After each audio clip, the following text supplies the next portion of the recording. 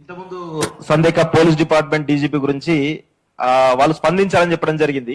ఇలాంటి కేసు ఒకటి police station వెళ్ళినప్పుడు అందులో ఉన్నటువంటి ఒక పోలీస్ అధికారి వ్యవహరించిన తీరు కూడా నాకు గుర్తుకొచ్చింది. అది చెప్తున్నాడు, అంటే ఇలా పవన్ కళ్యాణ్ సంబంధించిన కేసే. జనరల్ గా నువ్వు పవన్ కళ్యాణ్ అట్టెట్లే చేస్తావు ఇట్టట్లే చేస్తావు అనుకుంటా పోలీస్ అధికారే రిటర్న్ గా మాట్లాడుతున్నటువంటి సందర్భంలో పోలీస్ డిపార్ట్మెంట్ న్యాయం చేస్తుంది అనుకోవడం నిజంగా మనం కొంత ఆలోచించాల్సిన అవసరం అయితే ఉంది. అయితే దీనిలో నేను ఈ విప్లవశ్రీ మీద అమ్మాయి మీద ట్రోలింగ్ జరిగినప్పుడు నెక్స్ట్ డే నేను మాట్లాడినా నా ఛానల్ వేదికగా. దీనికి కారణం ఎవరు అని చెప్పేసి మాట్లాడుతూ నేను ఆర్ఎస్ఎస్ పేరు తీసుకురావడం జరిగింది, బీజేపీ పేరు కూడా తీసుకురావడం జరిగింది. ఎందుకు తీసుకున్నాను అనేది ఒకసారి చెప్తా. నేను దానికి సంబంధించి నాకు ఆర్ఎస్ఎస్ ప్రచారకుల నుంచి కాల్ కూడా రావడం జరిగింది. ఆయనకు నాకు మధ్యలో కొంత వాగ్వాదం కూడా జరిగింది. దానికి ఆయన ఎక్స్ప్లెనేషన్ ఇచ్చిండు. ఆయన కూడా సంపూర్ణమైనటువంటి మద్దతు నేను అమ్మాయికి తెలుపుతా కలుస్తానని చెప్పడం కూడా జరిగింది.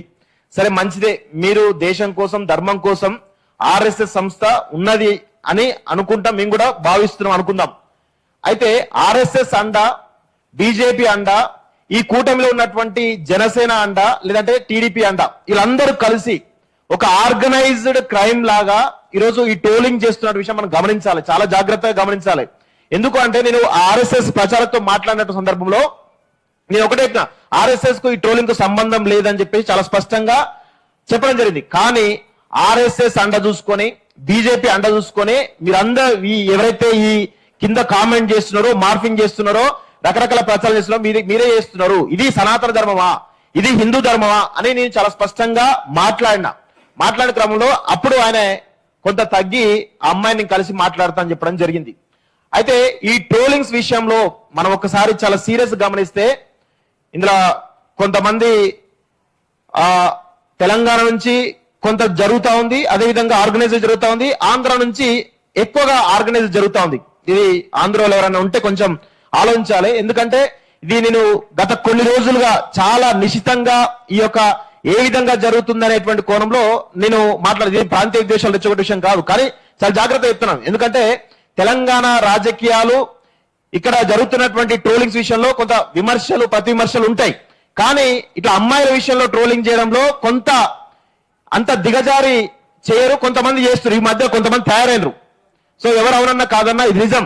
కానీ ఒక రకమైనటువంటి మానసికమైనటువంటి స్థితిలోకి వెళ్ళినటువంటి కొంతమంది జనసేన కావచ్చు, టీడీపీ కావచ్చు, లేకపోతే వైఎస్ఆర్సీపీ కావచ్చు, రకరకాల పార్టీలు ఒక ఆర్గనైజ్డ్ గా ఒక ఇష్యూని, ఒక అమ్మాయి ఇప్పుడు విప్లవశ్రీ గాని అస్మా గాని వాళ్ళు ఏమన్నారు, చాలా స్పష్టంగా విమర్శనాత్మకంగా చేస్తే వాళ్ళు ఒక అంశం మీద వాళ్ళకు ఉండేటువంటి ఒపీనియన్ చెప్పిరు. అంతేగాని అందులో బూతులు వాడలేదు, మార్పింగ్ ఫోటోలు వాడలేదు, ఏం వాడలేదు.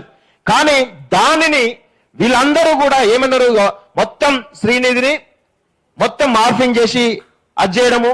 లేకపోతే అస్మాకు ఎంత దారుణం అంటే నాకు ఒక పోస్టర్ చూసిన ఖమ్మంలో గౌస్ పాషా సంబంధించినటువంటి ఘటనను ఆ గౌస్ పాషా చెల్లె అస్మా అని చెప్పేసి ఇంత దారుణమైనటువంటి ట్రోలింగ్ చూసిన నేను.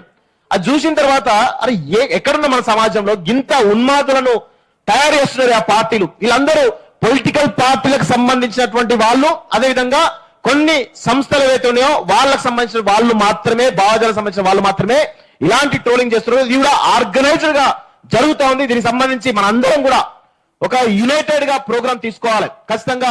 ముఖ్యంగా ఈ ఆడవాళ్ళు ఎవరైతే మహిళల పట్ల జరుగుతున్నటువంటి ఈ ట్రోలింగ్స్ పైన ఖచ్చితంగా జరగాలి. ఎందుకంటే మా పైన, రఘు పైన కావచ్చు, లేకపోతే రకరకాల ఇక్కడ ఉన్నటువంటి చాలా మంది పైన కావచ్చు, చాలా పెద్ద ఎత్తున ట్రోలింగ్ జరుగుతుంటాయి. కానీ మేము జనరల్ గా సోషల్ మీడియా ఎక్కువ వాడము. మేము ఎందుకంటే ఇలాంటి జరుగుతాయని తెలుసు కాబట్టి ఎక్కువ వాడము. వాడి చూసి మేము ఎక్కువగా దాన్ని ఫీల్ కావాల్సిన అవసరం లేని చెప్పేసి సోషల్ మీడియా దూరంగా ఉంటాం. కానీ వీళ్ళు చేస్తున్నటువంటి ఆర్గనైజ్డ్ క్రైమ్ లో భాగంగా ఇప్పుడు ఈ రోజు చాలా మంది యంగ్ జర్నలిస్టులు ఎవరైతే ఉన్నారో, యంగ్ యాక్టివిస్టులు ఎవరైతే ఉన్నారో, నిరుద్యోగుల కోసం అస్మా ఎంత పెద్ద ఎత్తున కొట్లాడుతుందో అందరం చూస్తూ ఉన్నాం. అదేవిధంగా విప్లవశ్రీ తన యొక్క ఎందుకు ట్రోలింగ్ గురవుతోంది, ఆమె చేస్తున్నటువంటి కథనాలు ఎంత పవర్ఫుల్ గా ప్రజల్లోకి వెళ్తున్నాయో దాన్ని కట్టడి చేయడానికి ఆమె యొక్క మానసిక స్థైర్యాన్ని, ధైర్యాన్ని దెబ్బతీసే విధంగా ఈరోజు అమ్మాయి పైన ఇష్టమైతే ట్రోలింగ్ జరుగుతోంది. సో దీన్ని మనందరం కూడా ఖచ్చితంగా పోలీస్ డిపార్ట్మెంట్ కూడా మనం ప్రెజర్ తీసుకురావాల్సిన ఉంది. అవసరమైతే ఆన్ గ్రౌండ్ లో పోరాటాలు చేయాల్సినటువంటి అవసరం ఉంది. ఇక్కడ ఉన్నటువంటి ఇప్పుడు దాదాపు 100-200 మంది రావడం జరిగింది. వీళ్ళు ఇంకా పెద్ద ఎత్తున మనందరం కూడా ఆర్గనైజ్డ్ గా కనుక పోరాటాలు పెద్ద ఎత్తున చేస్తే కనుక ఖచ్చితంగా పోలీస్ డిపార్ట్మెంట్ కానీ ముఖ్యంగా ఈ రాష్ట్ర ప్రభుత్వం కానీ దీనిపైన కొంత చర్యలు తీసుకునేటువంటి అవకాశం ఉంటుంది. ఆ దిశగా మనందరికీ కూడా ఐక్య పోరాటాలు చేయాలని చెప్పేసి కూడా కోరుకుంటూ నాకు ఈ అవకాశం మీ అందరికీ కూడా ధన్యవాదాలు. Thank you very much. Thank you Seenu. Khalida అప్ప కూడా వచ్చారు. తను యాక్టివిస్ట్, చాలా